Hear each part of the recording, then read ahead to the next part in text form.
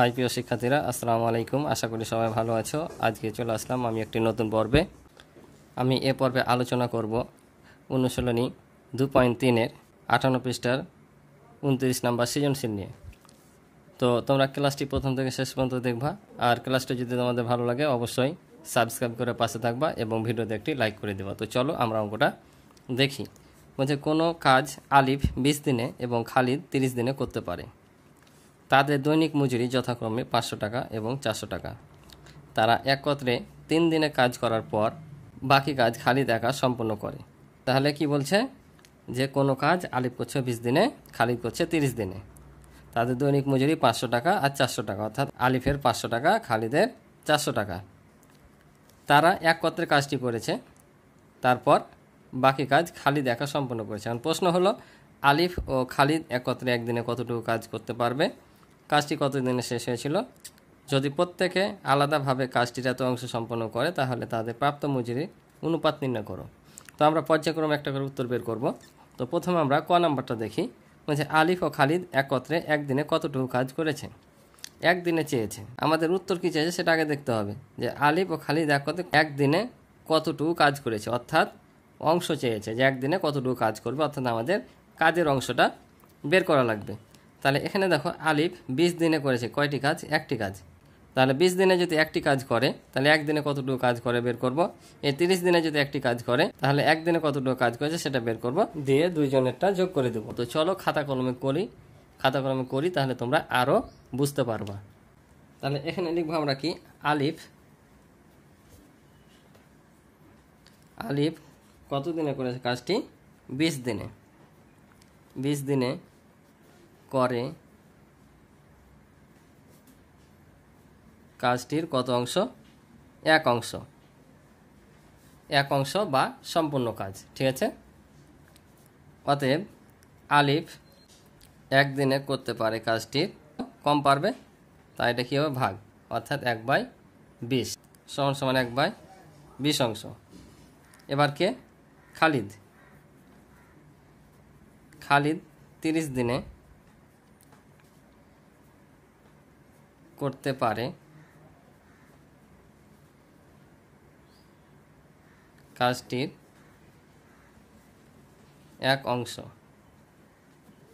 তাহলে অতএব খালিদ একদিনে করতে পারে কাজটির তাহলে 1/30 অংশ, ঠিক আছে। এটা ওখানে রাখলেও হবে, এখানে রাখলে একটু ভালো, ঠিক আছে। তাহলে এবার লিখব তারা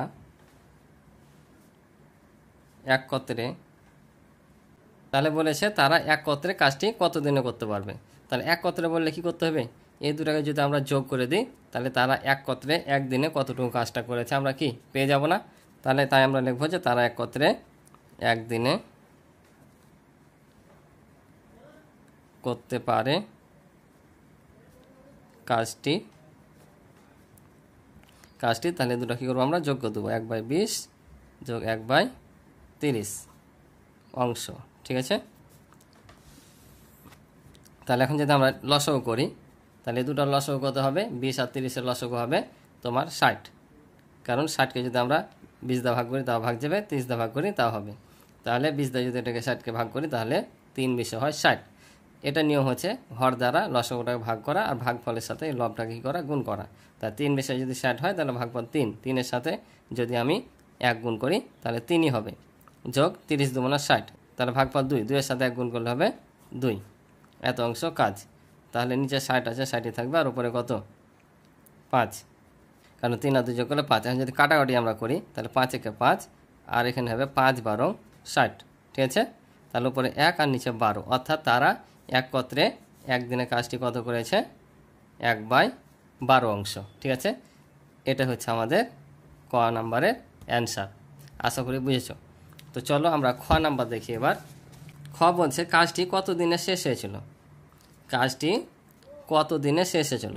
তাহলে এই কত দিনে শেষ করার আগে আমাকে দেখতে হবে যে তারা দুজনে কাজটি কত দিনে করেছে। তারা 3 দিনে কিন্তু একত্রে কাজটি করেছে। তাহলে আমরা কি করব, তারা 3 দিনে যে কাজটা করেছে একত্রে সে কাজটা আমরা বের করে নেব। কেন বের করতে হবে, কারণ বলেছে বাকি কাজ খালিদ একা সম্পন্ন করেছে, অর্থাৎ খালিদ কতটুকু কাজটা আগে করেছে সেটা আমাকে বের করতে হবে। তারপর 3 দিন দুজনে যে কাজটি করেছে ওই খালিদের দিনের সাথে যদি আমরা এই 3 দিন যোগ করে দিই পেয়ে যাব। কিন্তু তার আগে আমাদের কি করতে হবে, যে খালিদ একা কতটুকু কাজটা করেছে সেটা বের করতে হবে। আর খালিদ কতটুকু কাজ করেছে সেটা বের করার জন্য আমাদের কি করতে হবে, বাকি কাজ কতটুকু আছে সেটা বের করতে হবে। আর বাকি কাজ কতটুকু আছে বের করার জন্য কি করতে হবে, 3 দিনে কতটুকু কাজটা করেছে তার একসাথে সেটা আমাদের বের করতে হবে। তো চলো করি, তাহলে খাতা কলমে আরও বুঝতে পারবা। তাহলে আমরা লিখব ক হতে পাই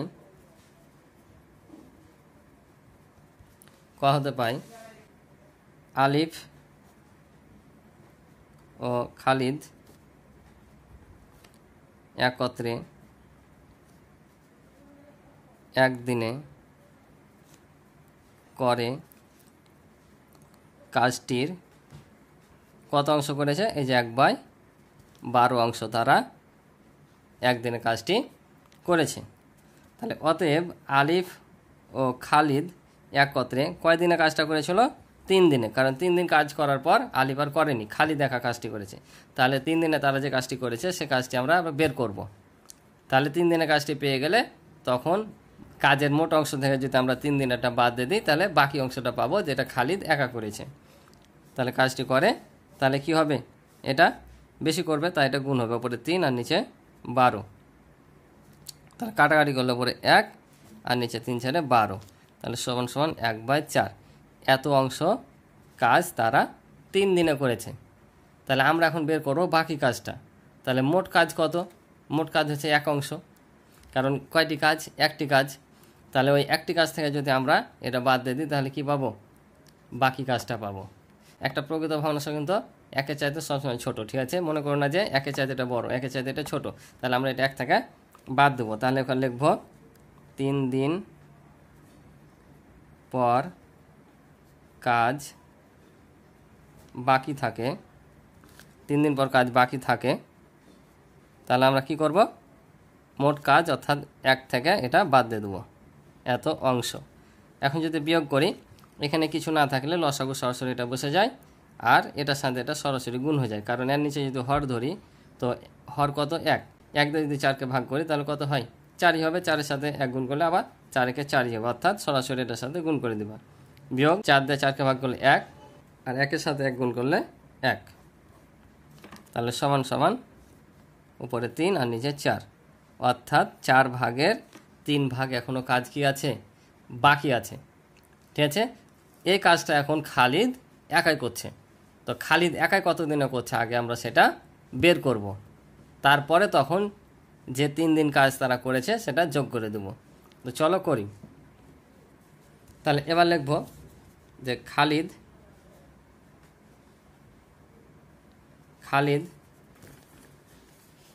1 বা সম্পূর্ণ অংশ কাজ করে কত দিনে, 30 দিনে। এই যে এখানে দেখো বলছে যে খালিদ 30 দিনে করতে পারে কোন কাজ, একটি কাজ। অর্থাৎ 30 দিনে যদি একটি কাজ করতে পারে তাহলে একটি কাজ কয় দিনে করে, 30 দিনে।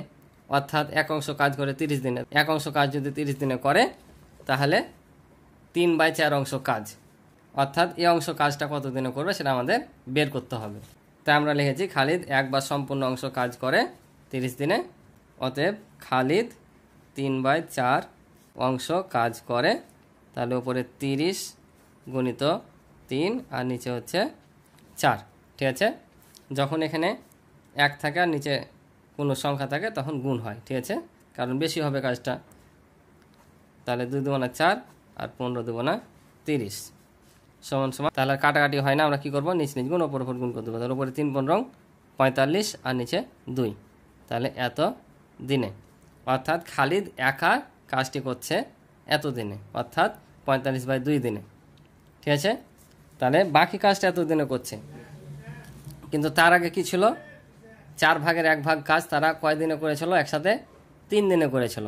তাহলে আমরা যদি সম্পূর্ণ কাজটা শেষ করতে চাই, কারণ এখানে তো আমাদের সম্পূর্ণ কাজের বাইর করিনি আমরা, এটা কাজটির 4 ভাগের 3 ভাগ বের করেছি। তাহলে এখন 1 ভাগ বাকি আছে। তাহলে 1 ভাগ কোনটা, এই যে 3 দিনে যে কাজটা করেছিল 4 ভাগের 1 ভাগ, এই কাজটা, অর্থাৎ 4 ভাগের 1 ভাগ কাজ করেছিল 3 দিনে। তাহলে খালিদ যে কাজটা করেছে সে কাজের সাথে 3 কি করব, যোগ করে দেব। বুঝছো? কারণ খালিদ যদি একা 4 ভাগের 1 ভাগ কাজ এতদিনে করতে পারে, তাহলে তারা দুইজনে মিলে যে 3 দিন কাজ করে রেখেছিল 4 ভাগের 1 ভাগ, সেটা যোগ করলে আমরা সম্পূর্ণ কাজ কত দিনে শেষ হয়েছিল পেয়ে যাব। তাহলে আমরা লিখব যে অতএব সম্পূর্ণ কাজ শেষ হয়েছিল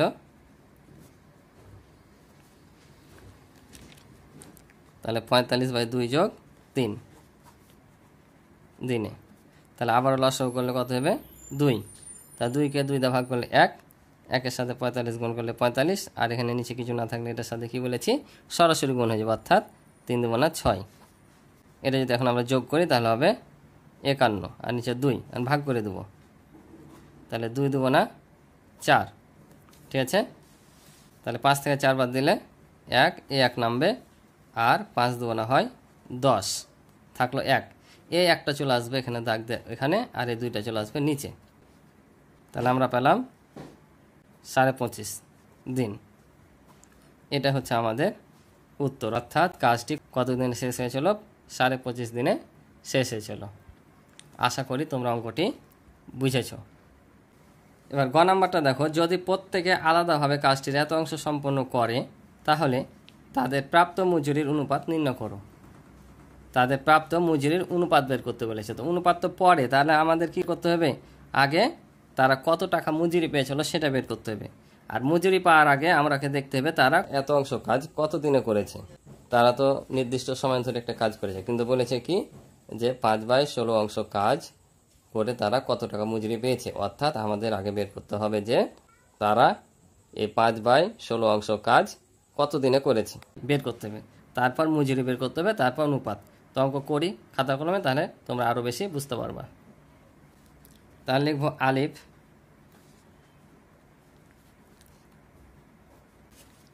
এক অংশ কাজ করে কত দিনে? 20 দিনে করছিল না? অর্থাৎ আলিফ কত অংশ বলেছে? 5/16 অংশ কাজ করে। তাহলে আমরা এটা কী করবো? গুণ করব, 20 গুণিত 5 আর নিচে 16। এখন যদি কাটাকাটি করি আমরা তাহলে কত হবে? 4×5 = 20, অর্থাৎ 4 দিয়ে কাটাচ্ছি, এটা 4×4 = 16। তাহলে উপরে থাকে 5×5 = 25 আর নিচে থাকে 4 দিনে। তাহলে এখন দেখো এতদিন আলিফ কাজ করেছে, তো আলিফের মজুরি ছিল কত টাকা? 500 টাকা। কয় দিনে? 1 দিনে। 1 দিনে যদি 500 টাকা হয় তাহলে এতদিন সে মজুরি কত টাকা পাবে সেটা আমাদের বের করতে হবে। তাহলে লিখবো যে আলিফ 1 দিনে মজুরি পায় কত? 500 টাকা। অতএব আলিফ কত দিনে? এই যেটা 25/4 দিনে মজুরি পায়। তাহলে কি হবে? গুণ হবে 500 গুণিত 25 আর নিচে 4। এখন যদি আমরা এটা কাটাকাটি করি, এটাকে এটা দিয়ে কি করব? কাটাবো। যদি এখানে একটু দেখায় ভাগ করে, কারণ ভাগ করে আমাদের ভাগফলটা বসাতে হবে। কাটাকাটির নিয়ম হচ্ছে নিচের ওপরের সংখ্যাটাকে একই রকম সংখ্যা দিয়ে ভাগ করে ভাগফলটা বসাতে হয়। তাহলে এখানে কত হবে দেখো, 4×1 = 4, বাদ দিলে 1, একটা শূন্য নামবে, 4 দুগুণা 8, বাদ দিলে 2, এ শূন্য নামবে, তাহলে 4×5 কত? 20, অর্থাৎ এখানে 5। তাহলে কত টাকা পেলাম? 125। তাহলে এখানে হচ্ছে 125। এখন 125-এর সাথে আমরা 25 গুণ করব, যত পাবো সেটা বসিয়ে দেব। তাহলে 125-এর সাথে 25 গুণ করলে পাবো 3125 টাকা। তাহলে এটা একজনের পেলাম, কার? আলিফের এতদিনে মজুরি পেলাম। অর্থাৎ সে যে এত অংশ কাজ সম্পন্ন করেছিল এই অংশটার আমরা পাইলাম কত টাকা? এত টাকা। অর্থাৎ এত অংশ কাজে হয় এতদিন, আর এতদিনে পেলাম এত টাকা। এভাবে এখন বের করবো আমরা কার? খালিদেরটা। তো চলো বের করি। তাহলে লিখব আবার খালিদ 1 অংশ কাজ করে কত দিনে? 30 দিনে। অতএব খালিদ কাজের অংশটা কিন্তু একই, 5/16। তাহলে 5/16 অংশ কাজ করে। তাহলে আবারও 30 গুণিত 5 আর নিচে 16। এবার 2 দিয়ে কাটাকাটি যাই, 15 দুগুণা 30 আর 8 দুগুণা হয় 16। ঠিক আছে? তাহলে আমরা এখন ওপর ওপর গুণ নিচে গুণ করে দেবো। তাহলে ওপর ওপর যদি গুণ করি 15 আর 5 গুণ করলে 5 15 75 আর নিচে 8 থাকবে। তাহলে কত পেলাম? ওপরে 75 আর নিচে 8 দিনে। ঠিক আছে, তাহলে আমরা এখন এ দিনে কত টাকা পেয়েছে তাহলে আমরা এখন বের করব। তাহলে লিখব খালিদ একদিনে মজুরি পায় কত টাকা? এই যে দেখো, খালিদ মজুরি পায় 400 টাকা। তাহলে পায় 400 টাকা। অতএব খালিদ কয় দিনে? এই যে বের করলাম 75/8 দিনে মজুরি পায়। তাহলে 400 গণিত উপরে 75 আর নিচে 8। কাটাকাটি যদি এটা করি তাহলে হয় 5 8 40। হাত দিয়ে যদি আমি 40 পর্যন্ত ধরি তাহলে 5 8 40 আর একটা শূন্য এখানে বসে যাবে। তাহলে এখন যদি গুণ করি তাহলে তোমার শূন্যটা থাক, 5 দিয়ে গুণ করি, 5 5 25 5 হাত থাকে কত? 2, 5 7 35 আর 2 হচ্ছে 37। আর এই যে শূন্যটা এখানে বসে যাবে, এত টাকা। তাহলে এত অংশ কাজ আলিফ করে মজুরি পেয়েছে কত টাকা? 3125 টাকা। আর খালিদ এত অংশ কাজ করে পেল কত টাকা? 3750 টাকা। এখন এই দুটার অনুপাত বের করতে বলেছে আমাদের, যে যদি প্রত্যেকে আলাদাভাবে কাজটি এত অংশ সম্পন্ন করে তাহলে তাদের প্রাপ্ত মজুরির অনুপাত কত। তাহলে তাদের প্রাপ্ত মজুরির অনুপাত কী করবো? আমরা বের করে নেব। তাহলে লিখব সত্যমতে তাদের প্রাপ্ত মজুরির অনুপাত। তাহলে কী হবে? আলিফ হচ্ছে 3125 আর খালিদ হচ্ছে 3750। তাহলে এটাকে এখন আমরা ছোট করে নেব। ছোট কীভাবে করব? এটাকে আর এটাকে কী দিয়ে করবো? 625 দ্বারা ভাগ করব। তাহলে এটা হবে তোমার 5, এটা হবে 6। এখানে লিখে দিবা উভয়কে 625 দ্বারা ভাগ করে। এটা লিখলে লিখতে পারো, না লিখলেও সমস্যা হবে না। তাহলে বলেছিল তাদের প্রাপ্ত মজুরি অনুপাত কত? তাহলে তাদের প্রাপ্ত মজুরি অনুপাত এটাই বলেছে, প্রাপ্ত মজুরি অনুপাতকে অনুপাত করতে হবে। তাই অনুপাতটাকে ছোট করে নিতে হবে। তো ছোট করলাম, আমরা পেলাম 5:6। এটা হচ্ছে আমাদের অঙ্কের ফলাফল। তো আশা করি তোমরা অঙ্কটি বুঝেছ। তো আমি অঙ্কটা পুরাটাই তোমাদেরকে একটু ধরে দেখাচ্ছি, তোমরা উঠে নিও। তো প্রথম থেকে আমি অঙ্কটা দিচ্ছি, আমি একটু করে উপরে উঠাচ্ছি, তোমরা থেমে উঠে নিও।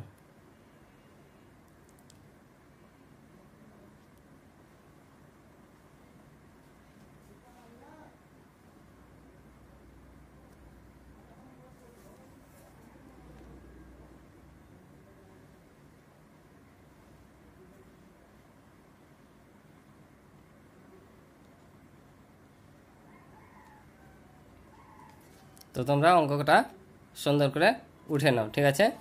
তো আজকে এ পর্যন্ত ছিল অঙ্ক। আশা করি তোমরা অঙ্কটা বুঝেছো। অঙ্কটা যদি বুঝে থাকো অবশ্যই চ্যানেলটি সাবস্ক্রাইব করে আমার পাশে থাকবে এবং ভিডিওতে একটু লাইক করে দেবে এবং কমেন্টের মাধ্যমে তোমাদের মতামত জানাবা। তো আজকে এ পর্যন্ত, ভালো থাকো, সুস্থ থাকো, আল্লাহ হাফিজ।